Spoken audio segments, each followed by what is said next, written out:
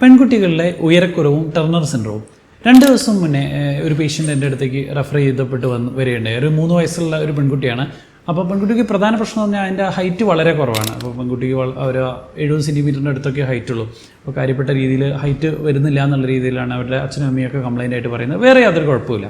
അപ്പോൾ പേഷ്യൻ്റ് നമ്മൾ ഇവാലുവേറ്റ് ചെയ്യുമ്പോൾ കണ്ടൊരു കാര്യം എന്ന് പറഞ്ഞു കഴിഞ്ഞാൽ അവരുടെ സെക്സ് ഹോർമോണിൻ്റെ ഭാഗമായിട്ട് ചെയ്യുന്ന LHFS ഒക്കെ വളരെ ഹൈ ആയിട്ട് കണ്ടു. ഒരു 20-30 ആ റേഞ്ചിലേക്കൊക്കെ കണ്ടു.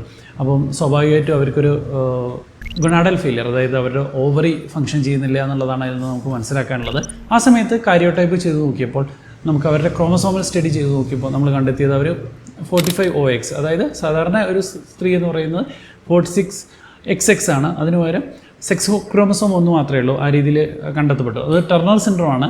അപ്പോൾ ചെറിയൊരു ക്രോമസോമർ അനോമലിയാണ്. അത് സ്ത്രീകളിൽ കാണാറുണ്ട്.